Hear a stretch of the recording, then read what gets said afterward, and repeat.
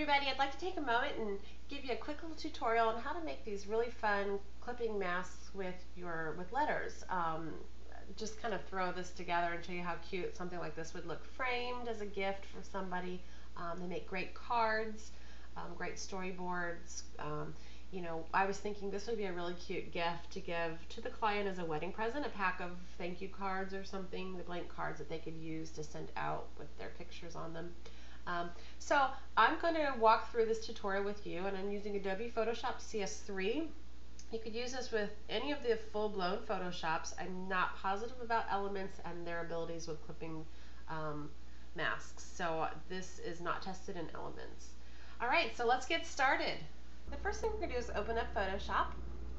I'm working in CS3 just because for some reason it moves faster than CS5 does on my computer, so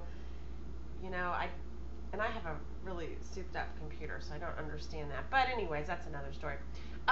So these are the 4 images I'm going to use in this project. And for ease, and so it's not such a huge file size I'm working with here, I'm going to do just an 8 by 10.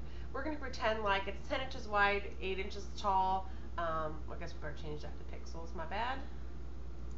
And you can obviously do this at any size, but remember, design it for the largest size you're going to do, because if they decide they want to go smaller or what have you, then at least you can shrink down. Sometimes going up in size, you're going to cause some pixelization and of your images, and that causes things fuzzy, and so you just don't want to do that if you can help it. So we're going to do it with a white background at 8 by 10. The cool thing, well, I need to reverse that. We'll just rotate it. The cool thing about this is you could put background papers too with this. So you can really use a lot of the stuff at painting studios that I've designed or other designers have designed and do this as well. Now, I could start out by typing the word love, but I really want these to be on their own layer, each letter to be on their own layer, because I don't want clipping paths to overlap each other, if that makes sense. So I'm going to start with the letter L, and I think for this, you really have to choose fonts that are really big and bold. So for this one, I'm using the font called Impact. Let's just start at 24. I'm sure it's going to be too small. Whoops. And so we're going to do love is the word we'll do. And I really want that to be bigger, so I'm just going to try a little bit bigger.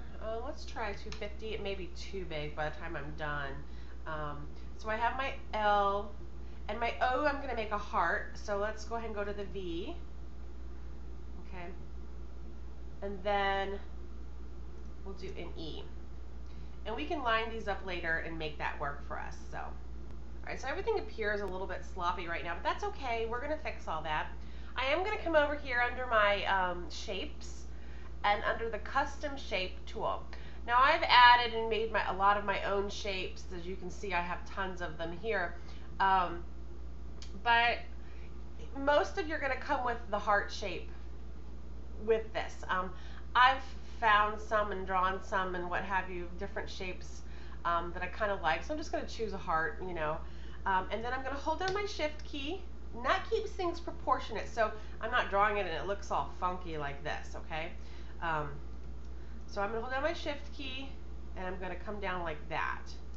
And now I need to actually start placing my letters. And this may be where it just takes a few minutes to just kind of get everything exactly where you want it. I'm going to adjust my layer so that the L, the heart, the V, and the E are together. I want to get it centered into the screen. You could pull a guideline if you wanted. I'm just going to get everything kind of lined up here, and I believe everything is fairly lined up on the bottom. I'm going to line up my E, my V, and then my L. Just so they're lined up. Okay, and that looks good. So I'm going to go ahead and save this. And I'm going to save as, and let's see, let's put it in this tutorial folder that I've just made. And I'm going to call it Letter Mask. Love. Okay, so I want to use this one again. Obviously, when you're doing this for, say, a name, so a family name, like the Johnsons or whatever, you're going to have to do it for everybody. So you might as well save some of your common ones, but some of those unique names, there's no point in saving your template. I mean, unless they want you to do more later down the road. All right, so each of these is on their own layer. The first thing I have to do with my letters is convert them to smart objects. And then I actually just go ahead and rasterize it, just so it's its own thing. And I just right click on each one. You could rasterize or you could convert to smart. I'll just rasterize type. So they're each their own. Hit save again. All right, so I know I want to put this larger image in the heart. So I'm going to go ahead and open that image up, and I already know that it's going to be a little too big. So there's a few things I could do. I could go ahead and go and image size it so that maybe I can bring it down a little bit before I drag it in. But I also know that I can use my edit transform scale, hold down my shift key, and kind of get it a little bit smaller wherever I want it. But sometimes I don't want to do that until after I've applied the clipping mask to it. So I want to make sure that I'm happy with the amount of the photo that I want to apply to the clipping path.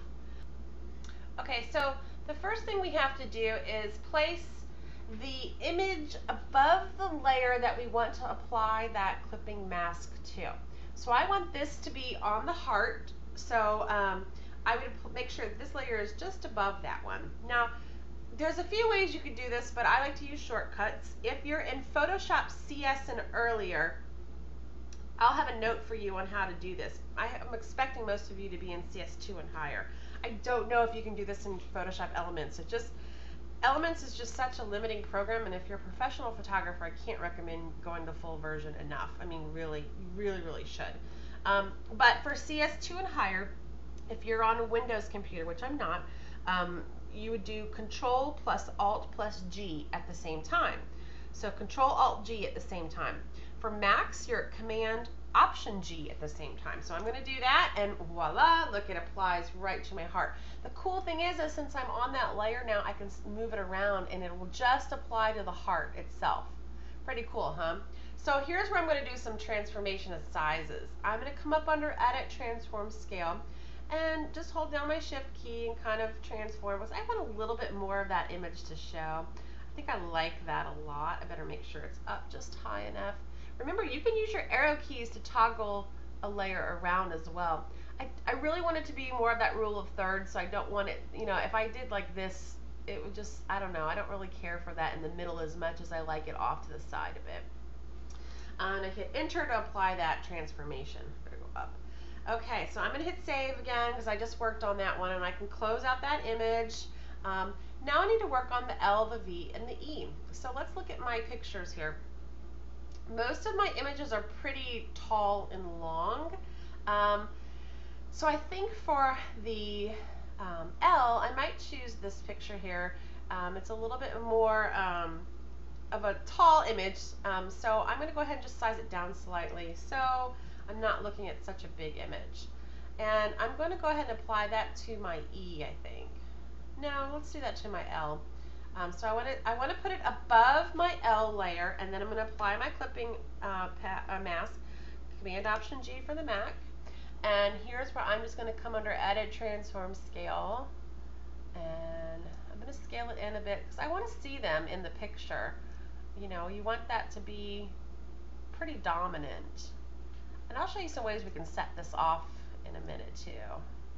You know, that looks pretty good like that. It's cute. So let's close that original picture. Let's hit a save.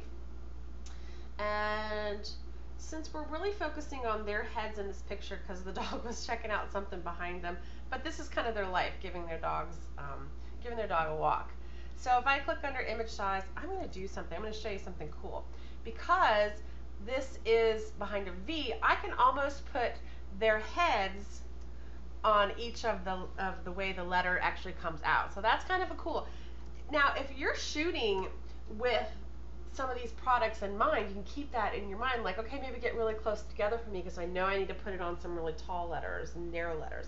But if I know I'm going to put you on like a letter M or a W or something, step apart for me. You know, think outside the box while you're shooting. Okay, so now the last one is going to be the dog because the dog is their life. And even though I didn't get it shown in the one photo, I'm definitely going to show it in this one. So let's just shrink us down slightly. Let's go this way. And we're going to put him right above the E. And I'm going to apply that, and there he is. How cute is that? Okay. So now I have this great little storyboard, I guess, or collage of images. Now this would make a great card or something to frame or gift, for them.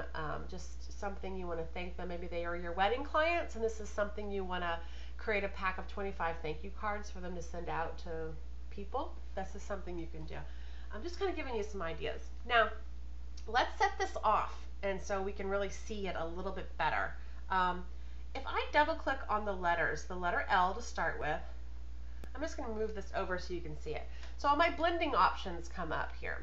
And if you come over here to the bottom where it says stroke and you hit stroke, automatically defaults to red, and you see it outlines the letter. Click on the full thing, the full layer of that stroke there, and then the attributes for that will come up here. Now, I think I'm going to choose the pink that's in her shirt. So I'm just going to highlight it and get that in there. And here's where you can change some things. You can change the size.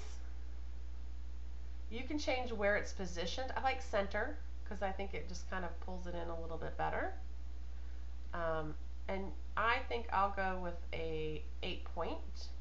And then if you like that, you could do new style and save that in your styles palette, or you just remember you did 8 in pink. Whatever. I'm just going to do new style and say love CJ, which is Christina and Jeremy. And I'm going to say okay. If I pull up my styles palette, it's going to be, hello. Let's pull it over here. If I pull up my styles palette, oh, I can't because it's, let's hit okay. There we go. If I pull my styles palette and come over here, I'll see it right here. So I can select on the heart and now click on Love and CJ, and that will apply that style to that one. And then I'm going to click on the V and choose that as well. Again, just look at each one before you just save it and say it's good, because you want to make sure it actually worked the way you wanted it to. So this is so cute. You can put, like I said, put it in a frame, put it in a card or anything like that.